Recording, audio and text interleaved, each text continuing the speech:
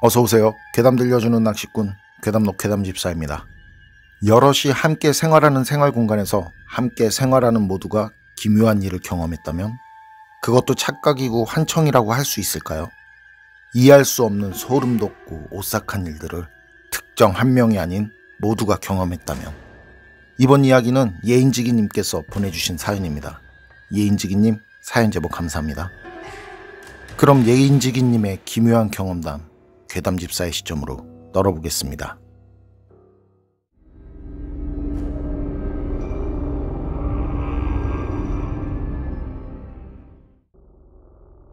이건 제가 90년 중후반쯤 경험한 실화입니다. 저뿐만이 아니고 그때 함께 생활한 모두가 경험한 실화죠. 전 어려서부터 워낙에 오컬트 쪽을 좋아하고 관심이 많았고 친구들과 귀신을 보겠다며 여기저기 찾아가 보기도 했지만 실제 육안으로는 한 번도 영화나 드라마 속에서 나오는 그런 귀신을 본 적은 없는데요. 그런 제가 살면서 초자연 현상이라는 걸 딱 2번 경험해봤는데 오늘 들려드리는 얘기가 그중 하나입니다. 귀신이 직접 나오는 얘기는 아니라서 밋밋하실 수도 있겠지만 전 귀신보다 더 소름이 돋는 그런 경험이었습니다. 앞에서 말씀드린 것처럼 그때가 1990년 중후반쯤인데 그때 전 군 제대 후에 나이트클럽 밴드에서 보컬로 활동하게 되었습니다. 전 어려서부터 음악을 시작했는데요. 그때 음악을 시작하면서 한 다짐이 있었는데 그게 절대 나이트 음악만은 하지 않겠다는 그런 다짐이었거든요. 전 이후에도 다짐에 또 다짐을 했었지만 결국 돈을 따라가게 되더라고요. 음악이라는 게 절대 결코 그렇게 호락호락하지 않은 거죠. 나이트클럽 밴드들은 나이트클럽과 기간을 정해서 계약을 맺고 일을 하는데 그 계약 기간이 보통은 3개월에서 1년 정도거든요. 그리고 그 기간에 재계약을 못하면 다른 나이트클럽을 찾아 또 계약을 맺고 그 기간이 끝나면 또 다른 클럽을 찾아다니고 그렇다 보니 그런 조건에서 일하는 분들 대부분은 집을 떠나 숙소 생활을 하게 되는 거죠. 워낙에 이곳저곳을 돌아다니는 직업이다 보니까 개인적으로 그때그때 방을 구하던가 아니면 클럽에서 숙소를 구해주기도 하고요. 클럽에서 구해주는 숙소는 대부분 허름한 여인숙 정도의 여관방? 당시엔 그것도 그 정도면 좋은 조건이었죠. 아니면 숙소 건물이 따로 마련되어 있는 그런 클럽도 있었고요. 그때 저희가 일하게 된 곳은 온양에 있는 나이트 클럽이었는데 거기가 마지막에 말한 곳처럼 숙소 건물이 따로 구비가 되어 있는 업소였어요. 위치는 자세하게 말하긴 그렇지만 천안에서 온양으로 넘어가는 그 국도변에 위치한 호텔 건물 지하에 있는 나이트클럽이었고요. 숙소 건물은 호텔 맞은편에 그 농가 밭이 있는 곳에 위치해 있었어요. 지역이 바뀌는 국도변에 있는 호텔이다 보니까 이게 주변에는 정말 농가 밭뿐이더라고요. 숙소 건물 쪽에 농가 밭 너머로 민가가 몇 채 있기는 했는데 그게 거기에서 보이는 건물들의 전부였고요. 그리고 거기에 유일하게 있던 슈퍼는 동네 구멍가게 수준의 정말 작디작은 가게였는데 주변 민가에 살고 계시는 할머니가 운영하시는 가게였어요. 보통은 할머니가 가게에 계시지도 않아서 그래서 저희는 필요한 물건들을 그냥 가져오고 나중에 돈을 가져다 드려도 되는 그런 관계였네요. 들리는 얘기로는 호텔 직원 한 분의 어머니라고 하시더라고요. 저희 숙소 건물도 그렇고 슈퍼 건물도 그렇고 정말 오래전에 지어진 느낌이었는데요. 조금 과장 더 보태면 일제강점기 때 지은 건물? 그런데 6.25 전쟁 통해서도 살아남은 건물? 그런 느낌 충만할 정도로 오래된 건물이었습니다. 그 숙소는 길쭉한 형태였고 문을 열고 들어가면 복도가 쭉 있고 양옆으로는 방들이 있는 구조였고 말이죠. 방은 총 6개였고 복도를 기준으로 양옆으로 방이 3개씩 있었는데요. 복도 맨 그 안쪽 끝에는 공용으로 사용하는 화장실과 샤워실이 있었고 정문을 열고 오른쪽 첫 번째 방에만 욕실이 딸려 있었는데 그 방은 저희가 오기 전부터 일하고 있던 그 여자 DJ분이 혼자 사용을 하셨었어요. 4개의 방에 저희 밴드 멤버들이 각각 차지를 했었고 화장실과 가장 가차에 있는 그 나머지 방 하나는 나이트클럽 조명 실장님이 사용하고 있었네요. 정리하자면 숙소 건물의 현관을 열면 복도 왼편의 방 3개는 저희 밴드가, 그리고 복도 오른쪽 첫 방은 여자 DJ가, 그 여자 DJ 옆방도 저희 밴드가, 그리고 화장실과 샤워장과 가장 가까운 그 옆방은 조명 실장님이 사용하고 있는 상황이었습니다. 그리고 지금 말하는 그 경험은 그곳에서 일한 지 일주일 정도 되었을 때 일인데요. 전 그때 점심쯤에서 시끄러운 소리에 잠도 못 자고 일어났는데, 나이트클럽 숙소인지라 보통은 아침이 돼서 이제 잠이 들고 늦은 오후에나 일어나서 활동들을 하는데 말이죠. 그런데 그날은 점심때쯤에 시끄러운 소리에 잠에서 깬 거죠. 그리고 문을 열어보니 다들 복도에 나와서 웅성웅성 하고 있는 겁니다. 아, 이거 미치겠네. 언놈이 이딴 장난을 친대. 저희 밴드 리더인 마스터 형이 머리를 뻑뻑 긁으면서 얘기를 하더라고요. 조명 실장님이며 DJ 누나며 모두 복도에 나와서 한숨을 쉬고 있고 말이죠.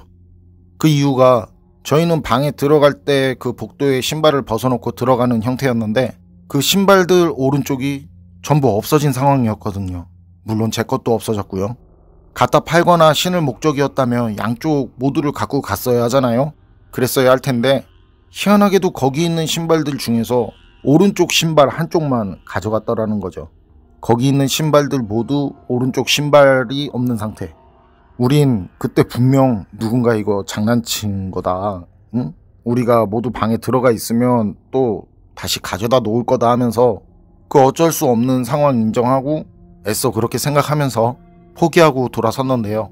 사라진 오른쪽 신발들은 결코 돌아오지 않았습니다. 그리고 그런 일은 그 뒤로도 계속 반복됐고 말이죠.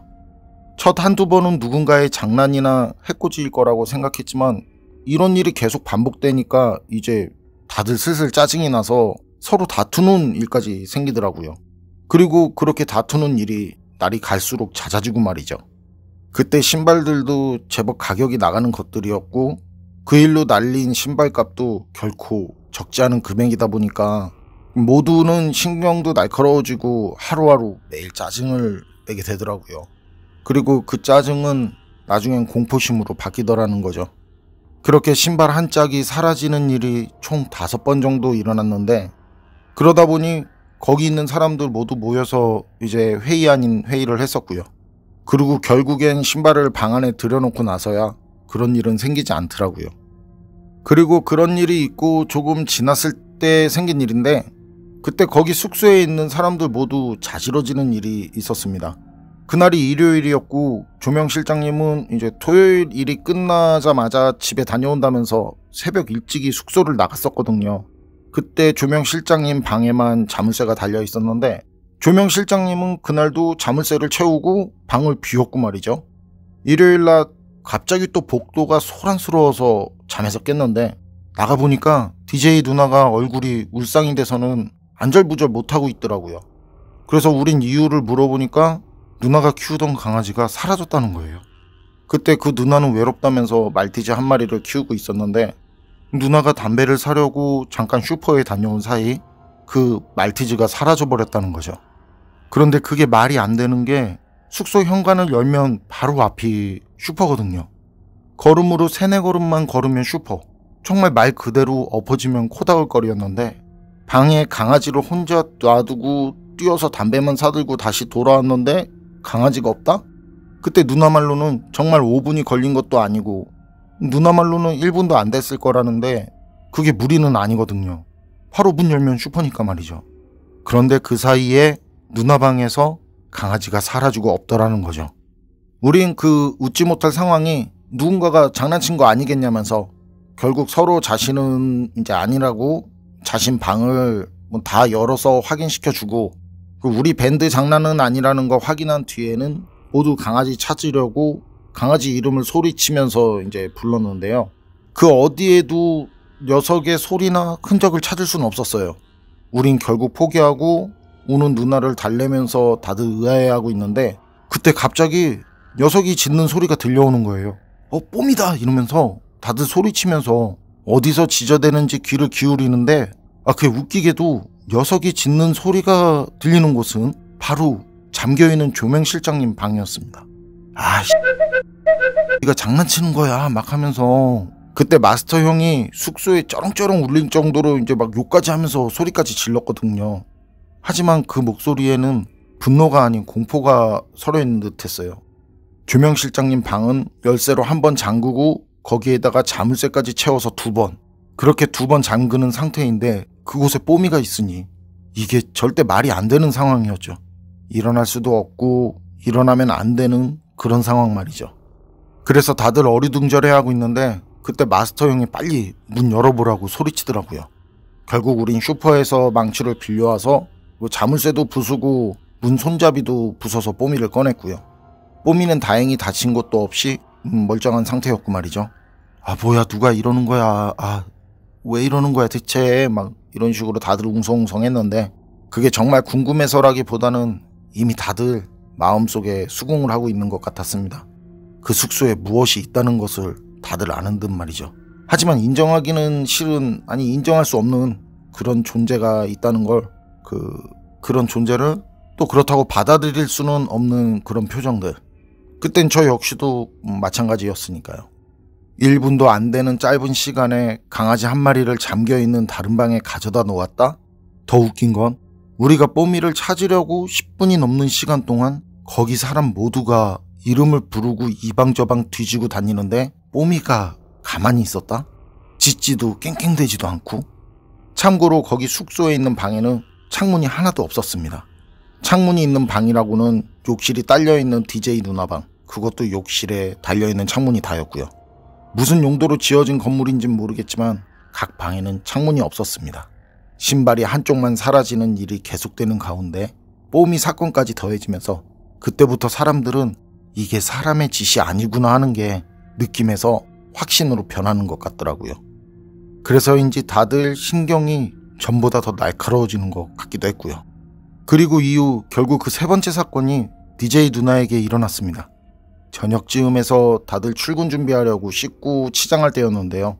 갑자기 여자 비명소리가 들리더니 DJ 누나가 저희 방으로 뛰어들어오더라고요.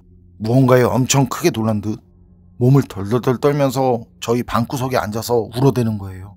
아 어떡해 나 못살아면서 막 그렇게 엉엉 우는데 이 무슨 영문인진 몰라도 DJ 누나는 물에 젖은 머리를 한 상태로 비명을 지르면서 뛰어들어와서는 그 물을 뚝뚝 흘리면서 구석에 쭈그리고 앉아서 벌벌 떨면서 우는데 저흰 그 모습을 보면서 아 또 뭔 일이 생긴 거구나 했었네요.